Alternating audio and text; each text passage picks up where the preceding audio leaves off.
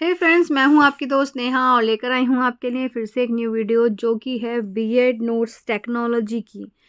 जो हमारी बुक चल रही है एजुकेशन ऑफ टेक्नोलॉजी, जो बीएड में पेपर होता है एजुकेशन टेक्नोलॉजी का, उसकी ही सीरीज़ चल रही है अभी हमारे चैनल पर।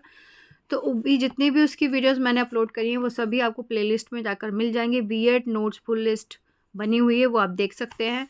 तो अब उसका टॉपिक है भाषा प्रयोगशाला। तो अब हम करने वाले हैं कि भाषा प्रयोगशाला क्या होता है। तो देखिए, भाषा प्रयोगशाला एक प्रकार की विशेष सुविधा है जिसका प्रयोग भाषा शिक्षण की श्रव्य शाब्दिक श्रेणी में किया जाता है। ठीक है।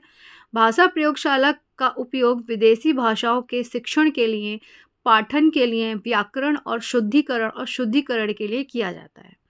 यह एक प्रकार की कक्षा होती है जिसमें इलेक्ट्रॉनिक उपकरण लगे होते हैं तथा इसका प्रयोग भाषा में ग्रुप ट्यूशन देने के लिए किया जाता है। ओके।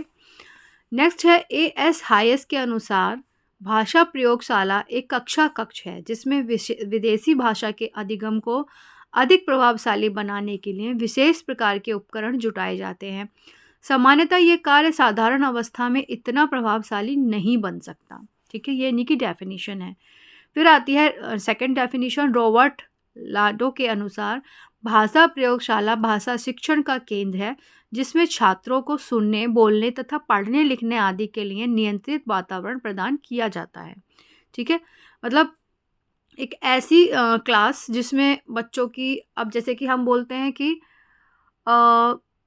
फ्रेंच क्लासेस, हमें फ्रेंच सीखनी है या हमें जापानीज़ सीखनी है, हमें कोरियन लैंग्वेज सीखनी है, तो एक लैंग्वेज, हमें एक भाषा सीखनी है, बोलने का तरीका, तो एक अलग उसकी क्लास लगती है। उसमें अलग मतलब जो टीचर्स होते हैं वो पढ़ाने के लिए या तो ऑनलाइन पढ़ाते हैं आपको, या आपको वीडियोस के थ्रू पढ़ाया जाता है, या आपको आपस में बात करने का जो हमारे कम्युनिकेशन होता है उसमें बच्चों को सिखाया जाता है कि भी कैसे कोई भी भाषा जो आप सीख रहे हैं उसमें कैसे बात करते हैं। तो ये एक अलग प्रकार की क्लासेस होती है जिसमें आपके चूज़ेबल होता है कि आपको एक भाषा सीखनी है। ठीक है। उपरोक्त भाषाओं के आधार पर हम कह सकते हैं कि भाषा प्रयोगशाला भाषा शिक्षण का एक ऐसा कक्ष है जहाँ किसी विदेशी भाषा के अधिगम के लिए सभी प्रकार की सुविधाएं उपलब्ध रहती है। जैसे कि मैंने बताया कि कंप्यूटर हो गया, लैपटॉप हो गया, इलेक्ट्रॉनिक, मतलब कोई भी आइटम जिससे आपको लैंग्वेज सीखने में आसानी हो। ठीक है। नेक्स्ट है कि भाषा प्रयोगशाला के अनुभाग या उपकरण क्या होते हैं। भाषा प्रयोगशाला के 3 भाग होते हैं: श्रवण कोड, हियरिंग बूट्स, परामर्शदाता यानी कि जिसे आप सलाह लेंगे, कोस्ट कंट्रोल्ड बूट्स, नियंत्रण कोस्ट यानी कि कंट्रोल बूट्स। ठीक है। नेक्स्ट हमारा श्रवण कोस्ट। किसी भी भाषा प्रयोगशाला में 16 से 20 श्रवण कोष्ठ होते हैं। हर कोष्ठ की दीवारें 4 फुट ऊंची होती हैं या उनमें अलग अलग भाग बने होते हैं ताकि विद्यार्थियों को अपना कार्य करने के लिए किसी भी प्रकार की कोई असुविधा ना हो। प्रत्येक कोष्ठ में एक कुर्सी, एक मेज होते हैं तथा कुछ अन्य सामग्री भी होते हैं जो कि निम्नलिखित है: एयरफोन होते हैं, स्विच होता है, परामर्शदाता से वार्ता हेतु दूरभाषा होता है यानी कि टेलीफोन होता है, टेप रिकॉर्डर होता है। भाषा श्रवण कोष्ठ में रखी सामग्री के माध्यम से छात्रों का नियंत्रण कक्ष से संपर्क कराया जाता है। मतलब एक टीचर बोल रहा है और सबके ईयरफोन लगे हुए हैं और सबके पास वो लेक्चर जा रहा है। ठीक है। स्थापित होता है, वहाँ उन्हें अपनी आवाज़ सुनने तथा रिकॉर्ड करने का प्रबंध भी होता है। आवश्यकता अनुसार छात्र टेप का चयन करते हैं, मतलब उनको कोई क्वेश्चन पूछना है, उनकी क्योरी है तो वो अपनी रिकॉर्ड कर सकते हैं उसको और वो पूछ सकते हैं।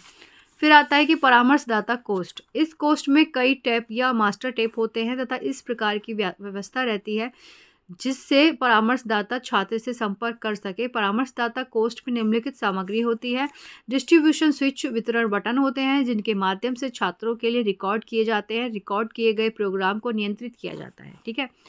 नेक्स्ट हमारा मॉनिटरिंग स्विच, जिसके माध्यम से परामर्शदाता छात्रों की आवाज़ को सुन सकता है और वांछित सुधार कर सकता है, मतलब किस तरह की लैंग्वेज कैसे यूज़ कर रहे हैं, उनमें अगर कोई भी त्रुटि आ रही है तो उसको वो ठीक कर सकते हैं। फिर आता है इंटरकॉम स्विच। इसकी माध्यम से छात्रों में 2 तरफा संप्रेषण किया जाता है, मतलब इंटरकॉम आपने सुना भी होगा कि दोनों तरफ से कम्युनिकेशन हो सकता है। ग्रुप कॉल ऑफ स्विच, इस स्विच द्वारा उन छात्रों के लिए घोषणा दी जाती है जो विशेष स्टेप से कार्य करते हैं, ठीक है। ऑल कॉल स्विच, ये स्विच सभी छात्रों के लिए घोषणाएं करने के लिए उपयुक्त किया जाता है, मतलब कोई भी उनको अनाउंसमेंट करनी है तो इसलिए। नियंत्रण कक्ष यानी कि कंट्रोल रूम क्या होता है? नियंत्रण कक्ष में सभी प्रकार के टेप रिकॉर्डर तथा अन्य उपकरण उपलब्ध होते हैं जिन्हें आवश्यकता अनुसार विद्यार्थियों को उपलब्ध कराया जाता है। भाषा प्रयोगशाला की प्रक्रिया के अंतर्गत अध्यापक या परामर्शदाता मास्टर टेप चलाता है तथा प्रत्येक कोष्ठ में उपलब्ध टेपों पर मास्टर टेप की आवाज को रिकॉर्ड किया जाता है, ठीक है। प्रत्येक छात्र अपने टेप सुनता है और उसे सुनकर मौखिक रूप से अपनी अनुक्रिया करता है, मतलब वहाँ पे रिकॉर्ड हो गया है, जैसे भी वो उस लैंग्वेज को बोलना है, उस सेंटेंस को बोलना है, वहाँ पे वो रिकॉर्ड हो गया है, उसकी वो प्रैक्टिस छात्र करेगा, बराबर बार बार कर सकता है, ठीक है। ये अनुक्रियाएं छात्र के बूथ में रखे हुए उपकरण द्वारा रिकॉर्ड की जाती हैं। छात्र अपने टेप को कई बार प्रयोग कर सकता है। इस प्रकार के माध्यम से छात्रों को स्वयं ही यह ज्ञान हो जाता है कि उन्हें किस सीमा तक सफलता प्राप्त हुई है, ठीक है, कि मतलब उन्होंने कितनी प्रैक्टिस की है। फिर आता है हमारा भाषा प्रयोगशाला के लाभ, देख लेते हैं। भाषा प्रयोगशाला की सहायता से शिक्षार्थी शुद्ध उच्चारण करना सीख जाते हैं। छात्र अभ्यास के द्वारा अपनी गलतियों को सुधारने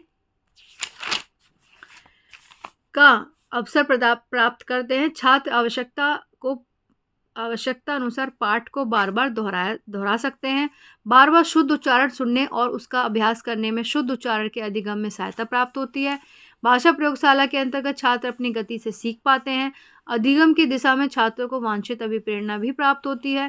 प्रयोगशाला में एक छात्र का उच्चारण दूसरे छात्र को सुनाई नहीं देता तथा छात्र बिना किसी हिचकिचाहट के अपना अभ्यास करता रहता है। सामान्य शिक्षण अधिगम की प्रक्रिया में भाषा के अभ्यास के लिए जितना समय चाहिए वह नहीं मिलता, परंतु भाषा प्रयोगशाला में यह सुविधा उपलब्ध रहती है, ठीक है। तो ये थे भाषा प्रयोगशाला के लाभ और इनकी सीमाएं भी देख लेते हैं। फिर ये जो टॉपिक है भाषा प्रयोगशाला का ही खत्म हो जाएगा इसी वीडियो में। ये अत्यंत खर्चीली विधि है। विदेशों में जो अन्य भाषाएं सिखाई जाती हैं उनके शिक्षक मिलना प्रायः कठिन होता है। भाषा प्रयोगशाला प्रयोग भाषा को पढ़ने तथा लिखने की दृष्टि से नहीं हो सकता है। भाषा प्रयोगशाला में एक ही समय में 20 से अधिक छात्र कार्य नहीं कर सकते हैं, ठीक है। तो ये इसकी कुछ लिमिटेशंस हो गई। फिर आता है हमारा नेक्स्ट टॉपिक जो कि है अभिक्रमित अनुदेशन, जो कि हम करेंगे नेक्स्ट वीडियो में। तो चैनल को सब्सक्राइब कीजिएगा मेरी नई वीडियो देखने के लिए। अभिक्रमित अनुदेशन क्या है अच्छे से उसको क्लियर करूंगी और आपको और भी बीच में डीपली चीज़ें सिखाऊंगी। तो चलिए मिलते हैं अपनी नेक्स्ट वीडियो में। चैनल को सब्सक्राइब कीजिए और सपोर्ट कीजिए और हैप्पी मैरी क्रिसमस सभी को। Thank you and bye bye.